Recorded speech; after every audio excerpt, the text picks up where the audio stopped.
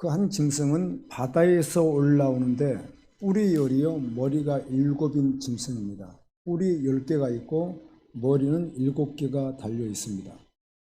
이어서 땅에서 올라오는 짐승이 있는데 이 짐승은 양처럼, 새끼 양처럼 뿔이 2개가 있고 말을 하는데 용과 같이 말을 합니다. 용은 사단, 마귀를 말합니다. 대단히 능력 있고 지혜 있게 웅장하게 그렇게 말을 합니다. 바다에서 올라온 짐승은 뿔이 10이요 머리가 7이라고 했습니다. 그렇다면 이 바다는 무엇이겠는가? 바다는 세상을 말합니다. 이 세상. 구약 성경에 보면 바다에서 나오는 짐승들에 대해서 나합이라고도 하고 니오야단이라고 하는 하나님의 말씀이 있는데 이 바다에서 올라오는 짐승을 이스라엘을 핍박하는 당시 강대국들을 말할 때 사용하기도 했습니다. 애굽이나 아수르 등도 포함됩니다.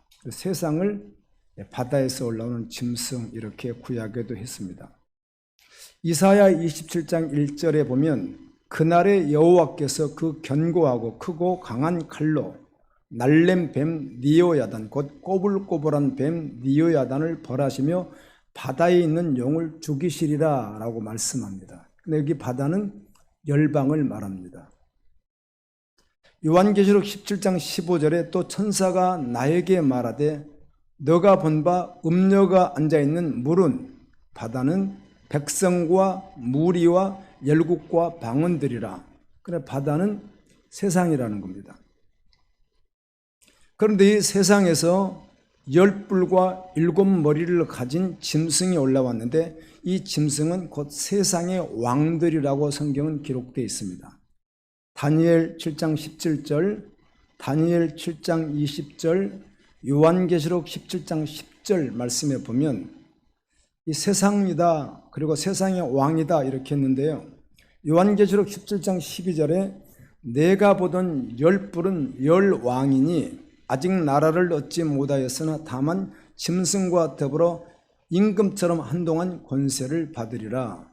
그리고 7머리는 역시 7왕이다 라고 했습니다. 열왕, 7왕 이들은 이 세상의 왕들을 말하기도 하고 또 하나님을 대적하는 권세와 세상의 모든 문화를 다 말할 때 10뿔, 7머리, 10왕, 7왕 이렇게 말을 합니다. 이 세상 전부가 예수를 믿지 않는 모든 권력, 권세, 문화가 사단이 권세를 줘서 지배하고 있다는 겁니다. 뭘 하려고? 하나님을 방해하고 성도들을 방해하고 구원받지 못하게 하는데 목적을 두고 그렇게 한다는 겁니다. 바다에서 올라온 짐승은 표범과 비슷하고 그 발은 곰의 발 같고 그 입은 사자의 입 같은데 용이 그 짐승에게 자기의 능력과 보좌와 큰 권세를 그 짐승에게 주었다는 겁니다. 용은 요한계시록 12장에 보면 앱뱀이라고 합니다. 창세기에 나타난 뱀이라고 말하고 그리고 용이라고 말하고 그것은 그 사단이라고 말하고 마귀라고 합니다. 같은 말입니다. 앱뱀, 용, 사탄, 마귀 다 같은 뜻입니다. 그런데 이 마귀가 짐승에게 큰 권세를 주었습니다. 짐승은 세상의 왕, 세상의 문화, 세상의 하나님을 대적하는 모든 것들을 다 말하는 것인데 여기에 마귀가 능력을 주었습니다. 용에게 권세를 받은 세상 왕들과 세상 권세를 가진 자들이 하나님을 욕하고 하나님을 모독하고 하나님 일을 방해합니다. 그리고 성도들을 미혹하게 하여 세상 문화를 사용합니다. 많은 말을 할 수 있겠지만 결국은 돈, 경제죠. 그것으로 계속 미혹하고 마지막 때는 훨씬 더 심합니다. 돈이 우선순위의 제일 첫 번째 두기에서 그걸 목적으로 살아가게 한다는 겁니다. 사단이. 역사일은 늘 있어왔지만 마지막 때 더 심할 것입니다. 그리고 취미 생활 가운데도 복음이 아닌 것들, 또 문화로는 한 가지로 말한다면 핸드폰, 넷플릭스도 있고 그 다음에 텔레비전도 있고 뭐 컴퓨터도 있고 다 있겠지만 핸드폰 딱 하면 될 것 같아요. 이 핸드폰 그걸 사용해서 결국은 멸망으로 끌고 가려고 사단이 영이 그 짐승에게 능력을 주었습니다. 바다에서 올라온 짐승은 오늘 말씀을 봤더니 하나님께서 정하신 특별한 때인데 42달 동안 성도들을 핍박한다고 되어 있습니다. 42달은 3년 반입니다. 그런데 3년 반을 해석할 때 성경에 답이 있습니다. 다니엘서 7장 25절에 보면 한때, 두때, 반때, 3년 반인데 하나님을 대적하고 성도를 괴롭힌다라고 되어 있습니다. 다니엘서 12장 7절에는 한때, 두때, 반때 성도들의 권세를 다 깨버리고 막 죽이고 한다는 겁니다. 사단이 3년 반 동안. 다니엘서 7장 12장에 보면 역사에 없었던 끝날의 환란은 언제 일어납니까? 라고 질문을 하니까 천사가 두 손을 하늘을 향해서 딱 들고 이렇게 말합니다. 영원히 살아계신 하나님께 말을 큰 소리를 합니다. 반드시 한때와 두때와 반때를 지나서 성도의 권소가 다 깨어지기까지 하리니 언제 지구의 종말이 옵니까? 그런 뜻이에요. 그랬더니 3년 반 동안 성도들이 잔인하게 사단에 의해서 죽임당하고 핍박을 당하면 이제 끝이 올 것이다. 그런 뜻입니다. 요한계시록 11장 2절에 보면 3년 반 42달 동안 거룩한 성을 이방인들이 짓밟는다고 합니다. 성도들이 고통을 당하는 것이겠죠. 또 요한계시록 11장 3절에 보면 1260일 3년 반입니다. 우리 주 예수님의 말씀을 전하는 두 증인이 말씀을 전하는 기간이기도 합니다. 성도가 핍박받는 시간에 또 두 증인이 성도들이 말씀을 전하는 시간이기도 합니다. 요한계시록 12장 14절에 보면 영이 하나님의 일을 해방하고 성도들을 막 죽이려고 할 때 한때, 두때 반, 3년 반 동안 성도들이 하나님이 함께 하시는 곳에서 양육을 받습니다. 하나님의 보호를 받고 그 기간도 3년 반 동안에 있습니다. 오늘 우리가 읽은 말씀 요한계시록 13장 5절에는 바다에서 올라온 짐승이 영에게 받은 권세로 42달 동안 성도들을 핍박한다고 되어 있습니다. 이 기간을 두고 지금 제가 읽은 말씀이 답니다. 3년 반이란 말이 그게 다인데요. 이 기간을 두고 7년 대환란이라는 말을 하는 분들, 전 3년 반이라고 말을 하는 분들, 후 3년 반이라고 말하는 분들은 이 해석은 옳지 않습니다. 이 해석은 말씀을 바로 해석한 말씀이 아니기 때문입니다. 그렇다면 이 3년 반 사단이 역사하고 증인들이 복음을 전하고 그 다음에 성도들이 보호를 받고 동일하게 같은 그런 시간들은 나눠져 있지 않습니다. 그런데 그러면 이 3년 반이라는 이 단어가 무슨 의미일까? 하나님이 정하신 어떤 하나님의 때를 말합니다. 아멘.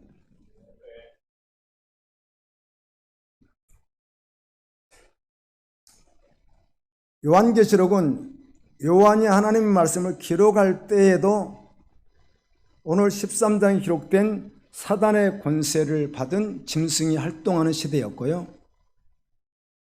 2000년 동안 계속 이런 일들이 반복되어 있어 왔으며 주님 오시는 날까지 이런 일이 계속 있습니다.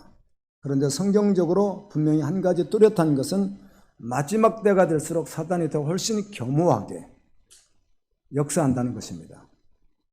3년 반은 숫자적으로 3년 반이 아니고 7년 대환란, 3년 반, 후 3년 반 이렇게 말하는 것은 전혀 성경적이지 않습니다. 하나님이 정하신 어느 때 이렇게 말하는 것입니다. 그때는 역사에 이렇게 계속 있어 왔으며 마지막 때는 더 강하게 사단이 역사할 것입니다.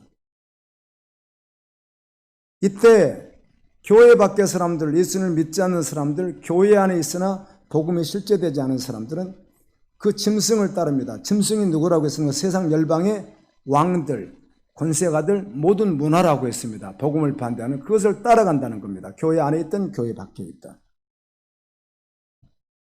그런데 짐승이 강하게 핍박할 때가 있습니다. 죽이고 이럴 땐 정말 성도들은 인내합니다. 그리고 핍박과 고난을 이겨냅니다. 요한계시록 20장 4절에 있는 것과 같이 순교합니다. 성도들이 죽임을 당합니다. 참 기독교는 좀 신비스러운 것 같아요. 그리고 또한 이때는 교회 안에 있는 교인들 가운데 알곡과 쭉정이를 하나님이 딱딱 구별하는 시간입니다. 누가 정말 믿는 자인지 핍박이 없으면 구별이 잘 안 되거든요. 그런데 그런 핍박이 있을 때 사단이 역사할 때는 구별이 딱딱딱 되게 되어 있습니다. 하나님 편인지 아니었는지. 그래서 끊임없이 하나님은 이렇게 체질을 하거든요. 마지막 때는 또 강력하게 체질을 해서 애매모호하지 않고 반드시 딱 구별할 것입니다. 이렇게 평화시대 잘 모르다가 딱 주면은 구별을 딱 하게 되거든요. 아멘. 그래서 이 일은 사단이 함에도 불구하고 하나님께서 역사하시는 일입니다. 두 사람이 잠을 자다가 한 사람은 데려감을 당하고 한 사람은 남아있게 됩니다. 역사일에 단 한 번도 없었던 정말 대재앙이 마지막 때 이루어집니다. 그때 진짜 믿는 자와 믿지 않는 자는 확실하게 구별이 됩니다. 이 용, 사단은 교묘하게 짐승에게 능력을 줘 세상 권세와 문화에게 능력을 줘서 성도들을 굉장히 미혹할 것입니다. 그래서 한 발은 교회에 있게 하고 한 발은 밖에 있게 해서 교묘하게 할 것입니다. 세상 바다에 결국은 빠져 들어가게 할 것입니다. 그것은 돈이며 권력이며 모든 것을 다 말할 때 세상의 문화, 컬처 문화입니다. 하나님께서는 죄인들을 구원하시게 하여 성자 예수님을 이 땅에 보내셨습니다. 성자 예수님은 우리의 죄를 짊어지시고 십자가에 매달려 죽으셨습니다. 그리고 3일 만에 부활하셨습니다. 재곤나 나고죄, 뼛속까지 죄인인 자가 예수님을 믿으면 의로운 자가 되어서 구원받습니다. 의롭게 되는 것은 믿음으로 됩니다.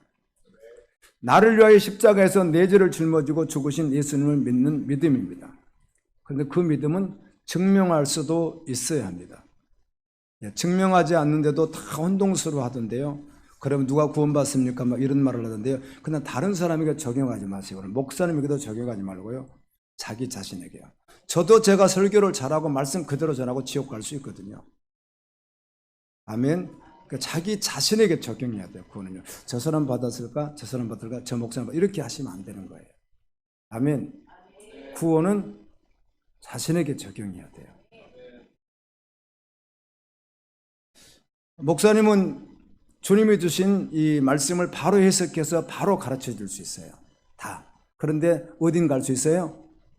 지옥에 갈 수도 있단 말이에요. 성도들이 절대로 오해하시면 안 됩니다. 여기 구광택 목사님에 대해서. 이 전할 때 항상 저에게 함께 같이 전하고 있다는 사실을 아셔야 됩니다. 아멘. 이 말씀이 여러분은 들으십시오라고 아니라 계속 나에게 말하게 되는 사실을 절대로 놓치면 안 됩니다. 나도 이 말씀으로 모환을 존재라는 거예요. 믿고 구원받을 존재로 같이 저에게 막 하고 있는 시간이지. 어쩌면 항상은 알지라도 대부분 은혜롭게 전할 때는요. 오해는 없으면 좋아요. 여러분에게 20분이면 저에게 80%를 전하고 있습니다. 설교자가 느끼는 것입니다. 경험하는 것. 아멘. 여러분, 내가 정말 의인이 되었는지 구원받았는지 증명할 수 있는 잣대가 여러 가지가 있는데 우리가 배운 대로 한다면 우선순위, 초점 집중, 대가지불로 증명돼야 됩니다. 항상 주님이 먼저냐는 거예요. 정말 먼저냐는 거예요. 주님을 사랑하고 믿음으로 살려고 하는 사람은 주의 종을 통해서나 어떤 플랜을 하나 주면 지키더라고요. 그래서 건성으로 듣지 않고. 그래서 주님은 왜 말씀을 주셨고 복음을 주셨을까요? 남은 자가 있기 때문에 그러는 거예요. 아멘. 남은 자는 그 말씀을 듣고 지키더라고요. 하나님 말씀이니까.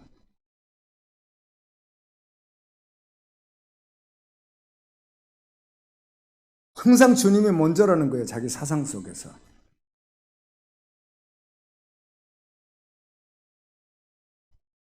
그리고 초점이 집중되어 있어요. 예수님에게. 모든 일이 예수님에게 초점이 딱 집중되어 있는 거예요. 그리고 주님이 말씀하시면 대가지불을 해요. 헌신을 해요. 충성을 해요. 전보로 나간다는 겁니다. 아멘. 그리고 우리는 이 초점 집중 우선순위 대가지br을 또 이렇게 설명합니다. 주님과 함께 정말 십자가에 죽은 자. 그런 내 안에 누가 살아계시는 거예요? 그리스도가 살아계신 거예요. 결국은 그 그리스도가 살아계시기에 그분에게 귀를 기울이고 그분의 말씀을 따르게 됩니다. 주여 주여 한다고 해서 의인이 아니고 주여 주여 하기 때문에 천국에 갈 수 있는 것도 아닙니다. 사랑하는 여러분, 역사 이래 그래왔지만 지금 이 세상에서 사단이 무슨 일을 하고 있으며 어떻게 역사하고 있는지를 정말로는 깨어서 알아야 합니다. 그리고 모르는 자들에게 가르쳐 주어야 합니다. 영이 짐승인 이 세상 권력과 문화를 그 짐승에게, 세상 왕들에게 세상에 주었다는 거예요. 능력을 다. 엄청난 능력을 주었다는 것입니다. 목표는 하나님 일을 방해하는 것입니다. 그리고 결국은 구원받지 못하게 하는 것이 목적입니다. 그리고 강력할 때는 핍박을 합니다. 죽이기도 합니다. 빼앗아 갑니다. 공산국가에서 그렇게 지금도 할 수 있고요. 해격권에서도 얼마든지 지금도 그렇게 합니다. 그리스도인들이 가지고 있는 재산 그냥 다 가져가 버립니다. 그리고 죽이기도 합니다. 지금도 현재 그런 일들이 열방에서 계속 일어나고 있습니다. 또 한쪽에서는 문화를 통해서 잠들게 만듭니다. 형식만 남아있고 영적으로는 죽은 자처럼 만들어버립니다. 성도들은 깨어 있어야 합니다. 아멘. 예수님께서 마지막 심판에 대한 말씀을 하시고 꼭 하셨던 말씀이 깨어 있으라고 하셨습니다. 첫 번째 짐승에 대한 말씀이었고요. 두 번째 짐승을 보겠습니다. 13장 11절부터 18절까지 두 번째 짐승이 나옵니다.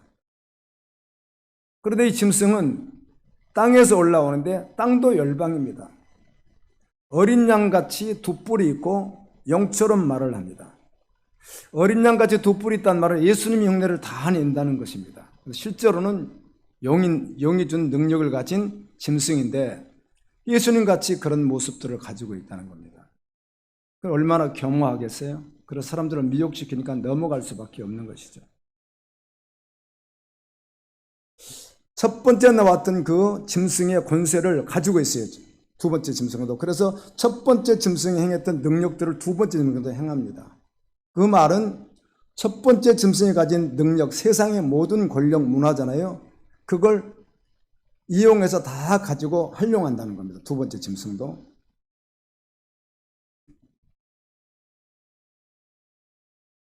그런데 첫 번째 짐승은 어떤 짐승이었는가 하면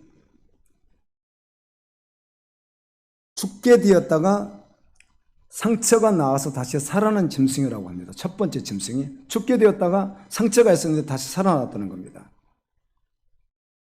요한계시록 13장 14절에 보면 칼에 상하였다가 칼에 죽을 뻔했다가 살아났다 그렇게 되어 있습니다.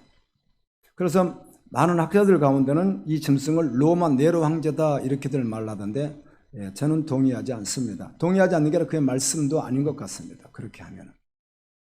네. 주님 오실 때까지 사단이 공경하는 모습을 말씀하신 것인데 사단이 소극적인 것 같을 때가 있습니다. 그렇다고 적극적으로 또 핍박할 때가 있고요. 공격할 때가 있습니다. 이와 같이 사단이 죽은 것 같더니 살아있고 아멘. 죽은 것 같더니 살아있고 그런 말이고 또 누구 흉내를 낸 겁니까? 예수님의 흉내를 낸 것입니다. 사단이 666이잖아요. 777이잖아요. 하나님보다 한 단계 낮은 하나님을 다 흉내내는 거예요.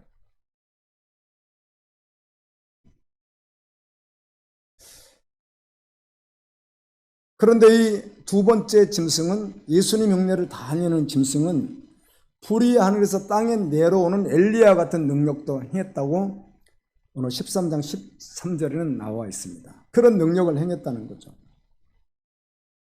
그러면 이 땅에서 올라오는 짐승이 누구인가? 첫 번째 짐승은 문화, 왕들, 모든 권력, 권세, 모든 세상에 하나님을 반대하는 모든 것이 다 포함되어 있다면 특별히 두 번째 짐승은 거짓 선지자입니다. 거짓 교사입니다. 복음을 변질시키는 교회 안에 목회자들입니다. 그 말은 제가 읽어드린 말씀 속에 다 나와 있습니다. 두 번째 짐승에 대해서 제가 읽겠습니다. 자, 두 번째 짐승은 누구라고요? 거짓 선지자, 거짓 교사, 복음을 변질시키는 교회 설교자들입니다. 그들이 두 번째 짐승인데, 요한계시록 16장 13절입니다. 또 내가 보매 개구리 같은 새 더러운 영이 용의 입과 짐승의 입과 거짓 선지자의 입에서 나오니, 아멘. 삼일째 하나님처럼. 지금 두 번째 짐승이 거짓 선지자입니다. 이렇게 말씀이 기록되어 있고, 요한계시록 19장 20절을 제가 읽겠습니다. 짐승이 잡히고 그 앞에서 표적을 행하던 자가 누구죠? 땅에서 올라오는 짐승이죠. 거짓 선지자도 함께 잡혔으니 이는 짐승의 표를 받고 그의 우상에게 경배하던 자들을 표적으로 미혹하던 자라. 그게 누굽니까? 두 번째 짐승이잖아요. 근데 그걸 누구라고 말하죠? 성경은 계속 누구라고 계속 말하고 있어요? 네, 거짓 선지자로 계속 기록되어 있잖아요. 요한계시록 20장 10절입니다. 또 그들을 미혹하는 마귀가 불과 유황못에 던져지니 거기는 짐승과 두 번째 짐승인 거짓 선지자도 있어 세세토록 밤낮 괴로움을 받으리라. 그러니까 여기서 말하는 둘째 짐승은 누구예요? 거짓 선지자, 거짓 교사, 복음을 변질시키는 교회 설교자라는 겁니다. 마태복음 7장 15절에 거짓 선지자들을 삼가라. 양의 옷을 입고 너에게 나오니 속에는 노략질하는 일이라. 양의 옷을 입어서 예수님 흉내를 다루는데 실제로 속에는 사단이다. 이렇게 말하고 있습니다.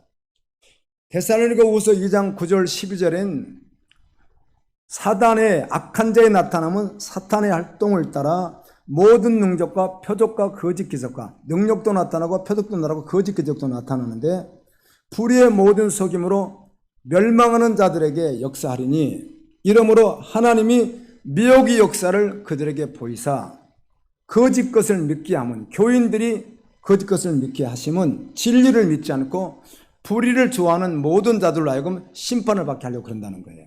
자, 교인들이 자꾸 그런 데를 미혹돼서 갔다는 거죠. 그럼 이건 뭐라는 거예요? 하나님이 심판하시는 거라는 거예요.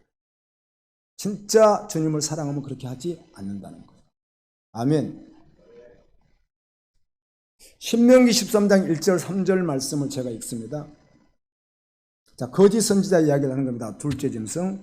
너희 중에 선지자나 꿈꾸는 자가 일어나서 이적과 기사를 내게 보이고, 이적을 행하고 어떤 능력들을 행했을 때, 그리고 그가 말을 해요. 이런 일을 하나님이 하십니다. 하나님이 역사합니다. 기도하면 일어납니다. 이렇게 말했다는 겁니다. 설교자가. 그런 정말 그런 일이 일어난 거예요. 이적과 기적이. 그럼에도 불구하고 그들이 전심으로 하나님을 섬기는 자가 아니면 절대로 따르지 말라. 아멘.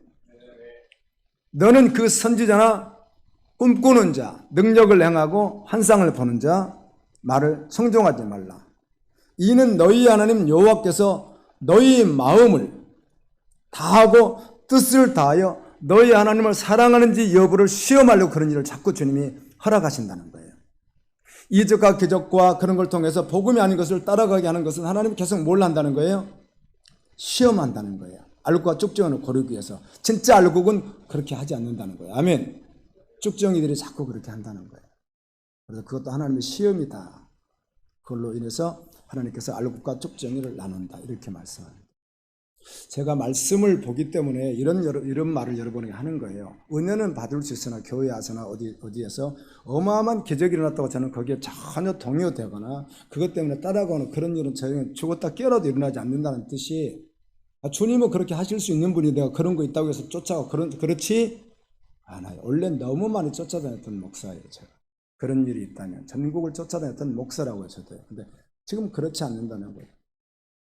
오직 내가 십자가의 복음을 실제로 여호와를 경험하며, 아멘. 그날을 향해서 내가 진실로 달려가는가가 전부가 되어 있지, 그런데 혼동스러워하지 않습니다. 말씀에 너무 정확하게 말씀하기 때문에 그래요. 아멘. 마가복음 13장 22절에 거짓 그리스도들과 거짓 그리스도들, 예수님 흉내 다 냅니다. 거짓 선지자들이 일어나 이적과 기사를 행해서 할 수만 있으면 택하신 자들을 미혹하리라. 그러니까 복음이 없는 자들에게서 뭐가 얼마든지 나타날 수 있다는 거예요. 능력과 기사가 얼마든지 나타난다는 거예요. 얼마 전에 제가 어떤 그 전도사, 요즘에도 계속 활동하던데 우리 교회에서 제가 그분은 가짜입니다고 했더니 우리 교회 지체 가운데 혼동스러워 하더라고요. 지금은 안 한다고 하더라고요. 그걸 딱 보면 바로 알 수 있는 것이 그냥 말씀에 있기 때문에 그러는 거예요. 그래서 바로 아는 거예요, 그걸. 모르면 계속 혼동해요. 저 목사님이 틀렸을 거야. 해석은 목사님만 하는 것 아니지. 막 이렇게 하는 거예요. 명쾌해요, 말씀이. 아멘.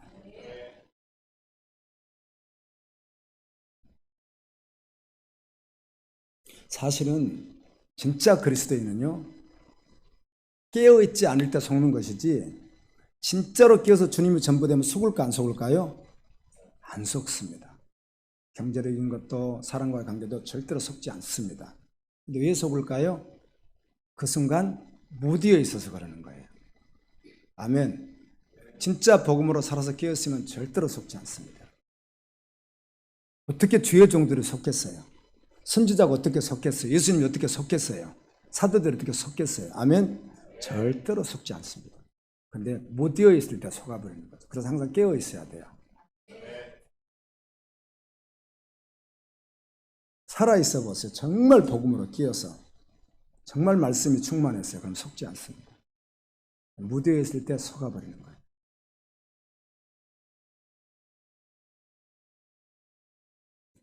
용에게 권세한 능력을 받은 짐승이 일반 사람들이, 특별한 사람이 할 수 없는 그런 이적과 기적을 행합니다.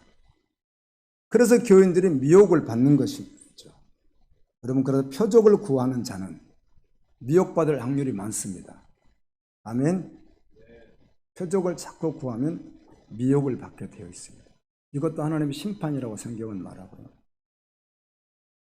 어떤 이적이 일어나도 하나님께서 주신 은혜인지 정말 분별도 필요합니다. 아멘. 그래야 받을지 받지 않을지도 볼 수 있어서 그렇습니다. 고린도후서 11장 14절 15절에 이것은 이상한 일이 아니니라. 사탄도 자기를 광명의 전사로 가장하나니. 사단도 광명의 전사, 예수님처럼 막 가장한다는 겁니다. 그러므로 사단의 일꾼들도, 사단의 일꾼이 누구죠? 사단의 일꾼들은 세상에도 있지만 교회 안에 있거든요. 사단의 일꾼들도 자신을 의의 일꾼으로 가장한다는 겁니다. 나는 정말 하나님의 사람이야. 울면서 막 이렇게 가장한다는 겁니다.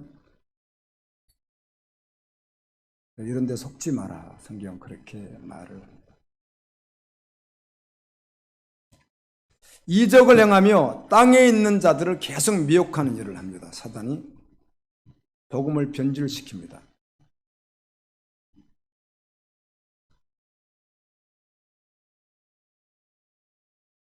저는 그냥 우상을 탐심은 우상숭배다라는 그냥 가지고 한번 해보겠는데요. 결국은 욕심 부리는 모든 것은 미혹당한 것입니다. 아멘. 사단이 하는 것이고요. 사람 모든 욕심에서 죄가 잉태되기 때문에 그렇습니다. 그리스도인이 욕심을 가지면 사단이 역사합니다.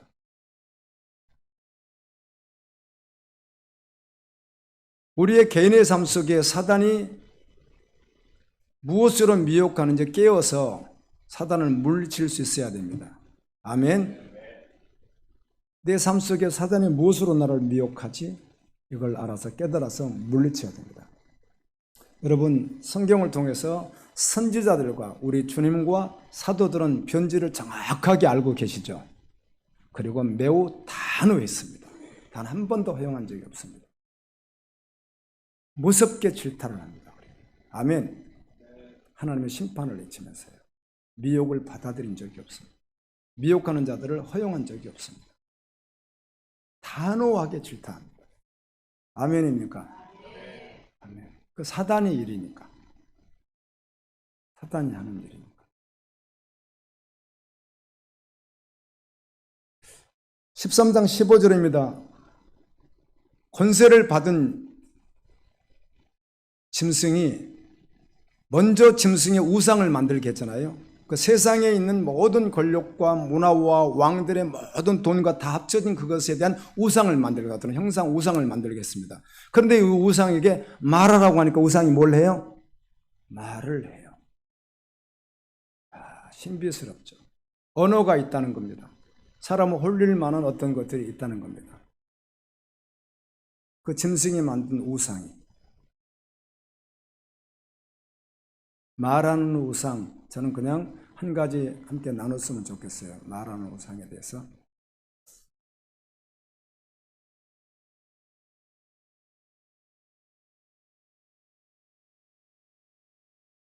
지금 보지 말고요. 지금 듣고 집에 가서 이렇게 한번 참고해서 보세요. 그리고 글이나 이렇게 듣는 것도 한 번 듣고 여러분들이 지나가는데요. 우리 교인 가운데 어떤 분은 목사님 설교를 일주일에 3번 이상 듣습니다. 그런 분이 계시더라고요.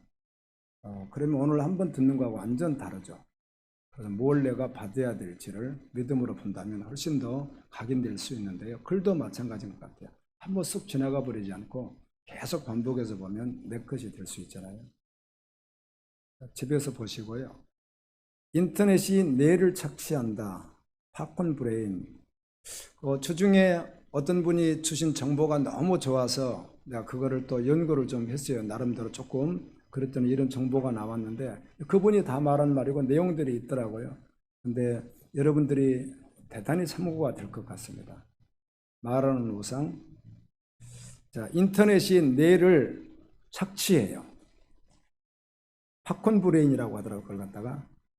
이 팝콘 브레인이라는 말은 그 말에 팝콘이 막 튀잖아 이렇게 해요. 그렇지 뇌가 그렇게 활동한다는 거예요. 이상하게 막 튀어버린다는 거예요. 잔잔하지 않고. 아주 나쁜 형상이죠. 뇌는 어떤 자극을 받으면 조금 더 나은 자극, 좀 더 나은 자극을 원하는 게 뇌의 구조래요. 그러다 보니까 이런 자극을 계속 받아왔으니까 조금 더 큰 자극을 원한대요. 팝콘 튀듯이 막 툭툭툭 튀듯이 그런다는 거예요. 이 팝콘 브레인 증상은 크게는 여러 가지 말해서 크게는 스마트폰 같은 전자기기를 좀 많이 사용할 때 온다는 거예요. 팝콘 브레인이. 이 뇌에 큰 자극이 지속적으로 가해지면은 이 평범한 일상생활이 좀 흥미가 없어진대요. 그런 공통점이. 그래서 그 내용 속에는 강의나 설교가 좀 길면 견디지 못한대요. 듣지도 못하고. 옛날에도 믿지 않는 자들은 어차피 설교를 잘 못 들어요. 그렇지만 요즘은 다르다는 거예요. 그게 아니라. 아예 내구조 형성이 그렇게 되니까 잘 못 듣는데요. 좀 길으면 거의 막 죽이고 싶을 정도로 미울 정도로 그런 마음이 든대요. 설교자가. 집중을 못하고요. 급한 일을 처리할 것도 아닌데 계속 문자 보내고 막 이렇게 한다는 거예요. 인터넷 접촉이 굉장히 많다는 거죠. 이 뇌를 fMRI라고 하는 기기로 촬영을 했답니다. 뭐 촬영할 수 있지 않습니까? 다요. 우리 뇌도 다 촬영하지 않습니까? 그런데 인터넷 중독 장애가 뇌 구조를 바꾼다는 사실을 밝혀냈답니다. 우리가 이제 어떤 자료를 볼 때 수많은 자료들이 지금 있잖아요. 뭐 전 세계 모든 것들이 핸드폰 안에 거의 다 들어와 있거든요. 그래서 지금 도서관 갈 일이 없어졌잖아요. 뭐 찾을 일도 없고요. 백두산 몇 미터 그럼 다 말해져 버리고 그러잖아요.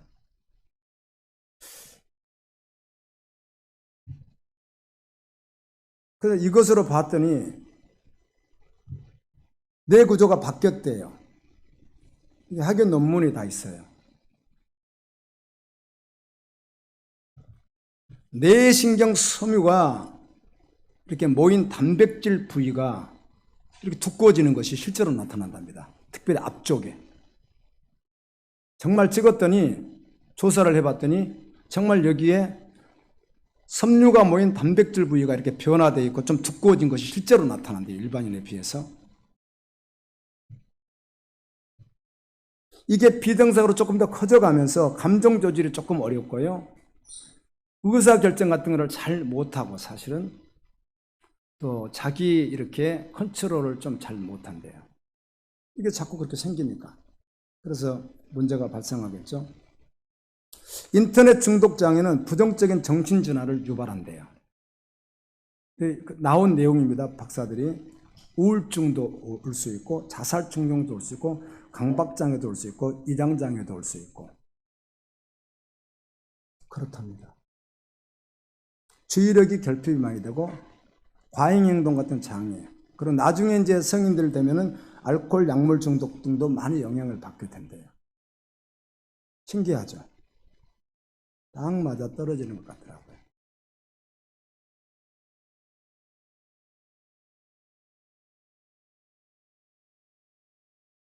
우리나라 청소년 스마트폰 중독은 위험한 정도가 아니라 아예 수위가 넘어버렸습니다.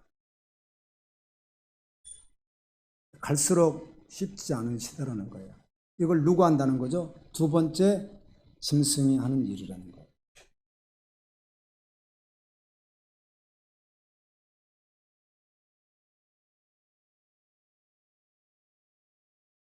그리고 어떤 한 가지 컴퓨터로 계속 반복을 계속하면 성인들도 이것도 영향을 받는다고 합니다.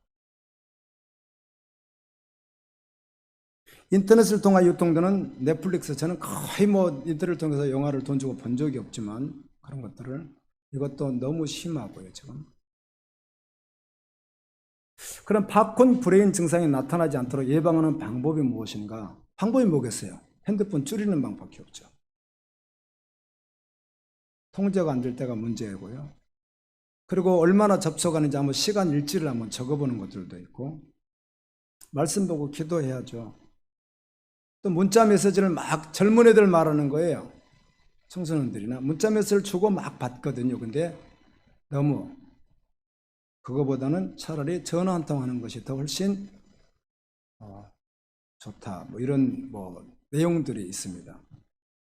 여러분, 엄마 배 안에 10개월 함께 하다가 배 아파서 나온 그 자녀가 짐승 사탄에게 침몰되지 않고 하늘의 거룩한 백성으로 살아가도록 그 사랑하는 자를 정말 도와야 합니다.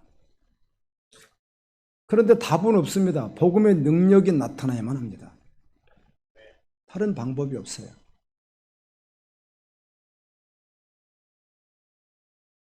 어마어마하게 지금 심한데, 우리 한국 참 신기한 나라입니다. 전 세계 핸드폰 보급 1위랍니다. 우리나라가 4천만 대가 넘었고요. 갓난애기들 빼면 거의 다 가지고 있다는 거잖아요. 특단의 조치를 해야 됩니다. 사랑으로 해야 되며 복음이 나타나도록 기도하며, 아멘, 함께 해야 됩니다. 사단이 문화를 아예 장악했거든요. 영이 개성 능력을 붓고 있거든요. 무서운 시대에 살고 있습니다. 내가 이렇게 두꺼워진대, 속에 단백질 부위가. 사진을 찍어보니까 안 된대요. 그래서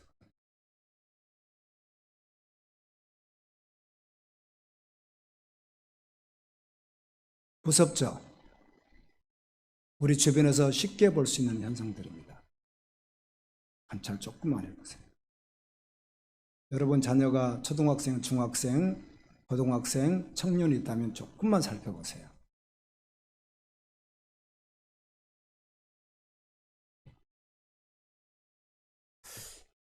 그리고 이제 이 두 번째 짐승이 모든 사람들을 오른손의 이마에 표를 받게 만듭니다. 그리고 이 표가 없으면 매매를 못하게 해요.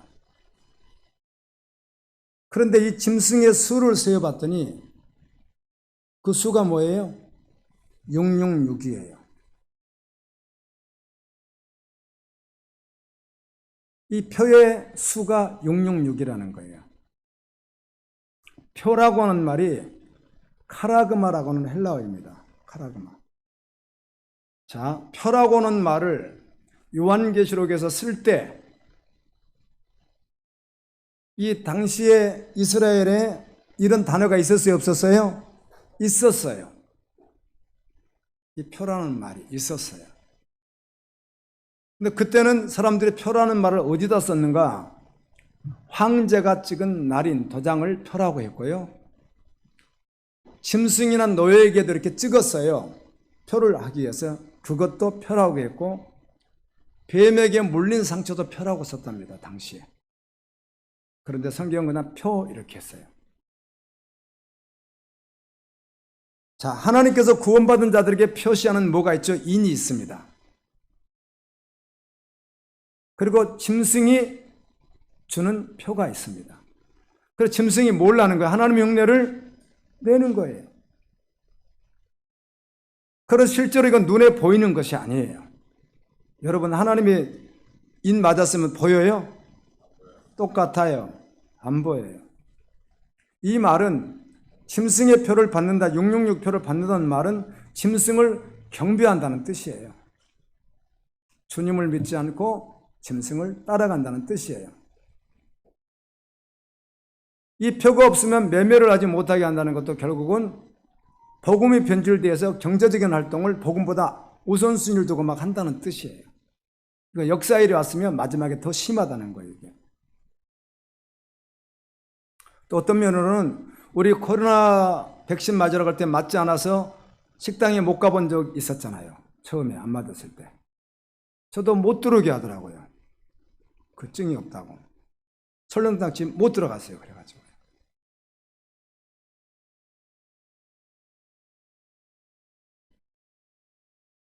히브리서 10장 34절에 보면 사단이 성도들의 경제활동을 굉장히 방해합니다. 초대교회는 실제적으로 너무 심했고요. 그게 믿는다는 것 때문에 활동이 너무 경제활동하기 어려웠습니다.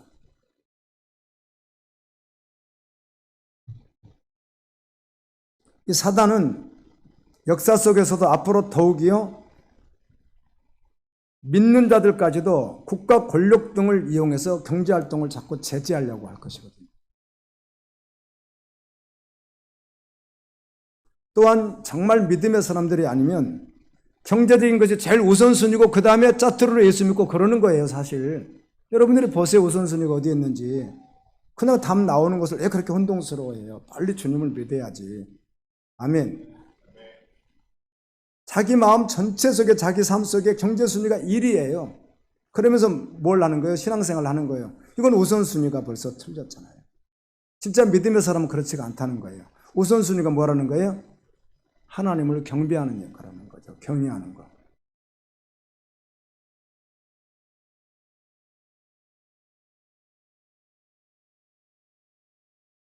믿음은 각각이지만 귀한 믿음 가지십시오. 금 같은 믿음이요.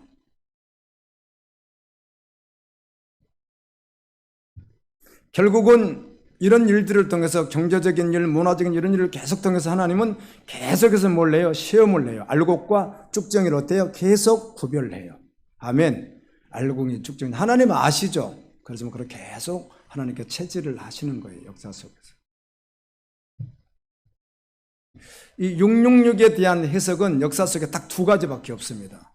딱 두 가지 해석만 하는데 666은 첫 번째, 숫자가 누구를 가리키느냐에 초점을 두는 것이죠. 그래서 666을 문자로 그냥 보는 거예요. 66 그냥 문자 그대로 보는 거예요. 660을 문자 그대로 봐서 사람 누군가 가르칠 것이다. 이렇게 첫 번째 하는 것이 있고 두 번째는 666은 상징이다. 이건 진짜 문자 그대로가 아니다. 왜 그런가 하면 다니엘서나 요한계시는 묵시문학인데 이건 어떤 상징적인 것을 많이 썼거든요. 그래서 이것은 진짜 문자가 아니다.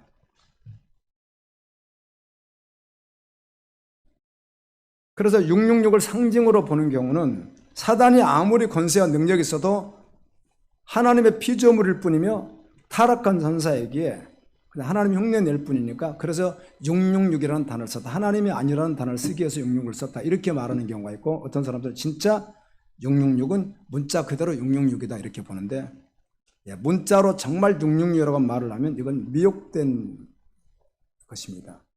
문자 그대로 666으로 보면 해석이 되지 않고요. 666으로 하면 말씀이 달라지거든요. 상징으로 보는 것이죠.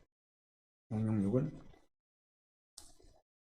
어떤 분이 차관권을 보내왔어요. 근데 제가 전에 오늘부터 좀 잘 올리고 싶은데요. 영상을 계속 올릴 때 내 설교를 퍼가는 분들이 계셨어요. 여러 군데 보면 이제 퍼간 걸 알게 되거든요. 퍼갔는데 주님을 기다리는 신부들 막 이런 것들 마지막 때 그런 것들을 주장하는 분들이 퍼가는 경우가 있었는데 그때 이제 승환이 아빠 이런 사람들 저는 이제 좋은 분들인 줄 알았어요. 그냥 내가 가서 퍼주라고 내 설교 퍼간 것만 봤는데 근데 이제 그분들이 같이 되는 분들이 책 한 권을 보내줬는데 이걸 보면은요, 얼마나 판타지한지 책이. 우리 한번 봤어요. 재밌었어요. 계시록도 이야기했는데. 근데 봤더니 지금은 사이트 활동을 하면서 어떤 목회자들과 함께 그 활동을 계속 하고 있더라고요. 근데 그분들 주장이 이겁니다. 백신에 들어가 있는 핵심 물질인 루시폰 레이즈라는 핵심 물질이 있는데 이것은 사단의 이름인 루시퍼를 딴 것이다 이렇게 했고요.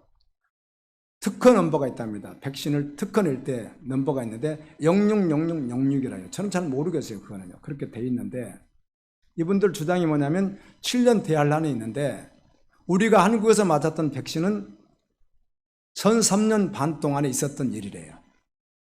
그래서 이거는 6에 맞았기 때문에 회개하면 된대요. 0에 맞은 건 아닌데 앞으로 또 0에 맞을 게 나온대요. 그래서 1003년 반이 지났으니까 지금은 2024년 지금은 후 3년 반을 살고 있대요. 그래서 예수님이 언제 오시는가 날짜를 계산해 봤더니 2027년 10월 2일 날 예수님 재림한대요.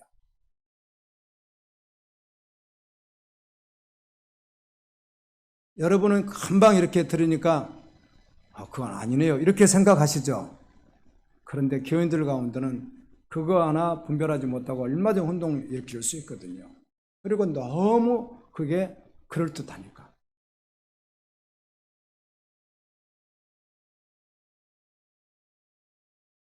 (2027년) 몇 년 남았죠? 3년 남았잖아요. 그러니까 지금 후 3년 6개월이 지났다는 거예요. 앞으로 3년 남았다는 거예요. 그러면 10월 1일 날 예수님 오신다는 거예요. 목숨 걸고 이걸 외쳐요. 전단지를 수만 장 해가지고 막 돌리고 그래요, 이 사람들이. 신기한 일들이죠. 불쌍하고요. 그들을 회개하지 않으면 지옥에 갑니다. 왜요? 누가 그들에게 권세를 줬으니까? 사단이 권세를 주었으니까. 영이 주었기 때문에 그런 거예요. 666은 하나님의 인을 사단이 흉내내는 것이죠. 그래서 666표를 받으면 사고 팔고는 그 중심이 아니라 사단을 경배하게 하는 것이며 여전히 교회 안에 있든 교회 밖에 있든 마지막에 최우선순위를 어디에 둔다는 거예요? 사고 파는 데 두고 살아가는 사람들은 결국은 의미상 누구를 경배하는 거예요? 사단을 따르는 거라는 거예요. 성도는 정말 성도는 그렇지 않대요.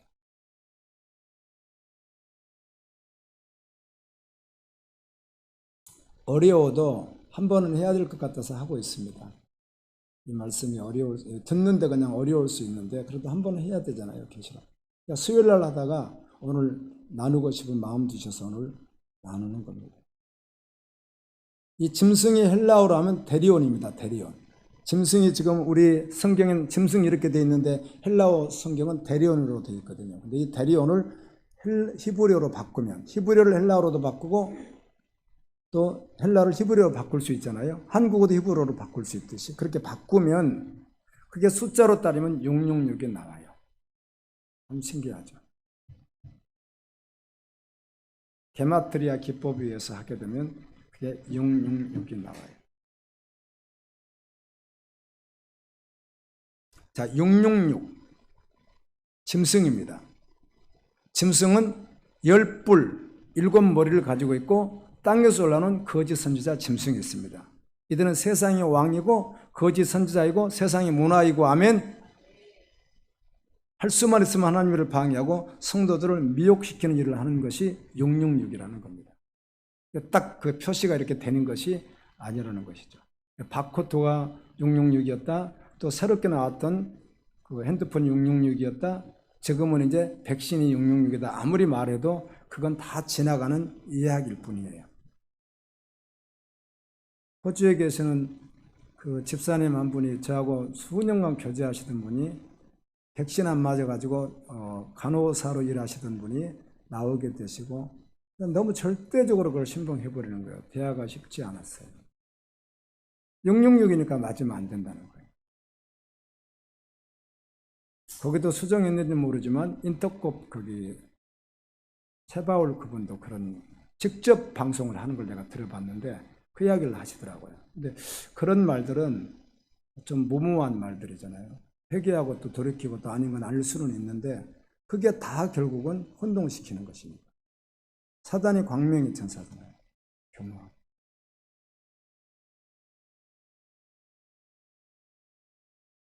짐승의 퍽 없으면 사고 팔고 하지 못한다는 말씀은 절대 믿음으로 살게 하는 것이 아니라 세상과 타협해서 살게 한다는 뜻이에요. 사단이. 우선순위를 어디에 두고? 경제에 두고. 여러분 이 나이를 먹어보니까 아니 여러분들 어떤지 모르겠지만요. 수많은 인생의 가치가 있습니다. 살아가는 방법이. 그런데 돈 없으면 다 끝입니다. 인생이라는 것은. 모든 가치 무슨 말을 해도 형편이 되니까 그런 말을 할 수 있는 것이지 오늘 당장 계속 굶고 있고 먹을 게 없고 아무것도 없고 살 집 없어 보세요. 녹자같이요. 다 끝입니다.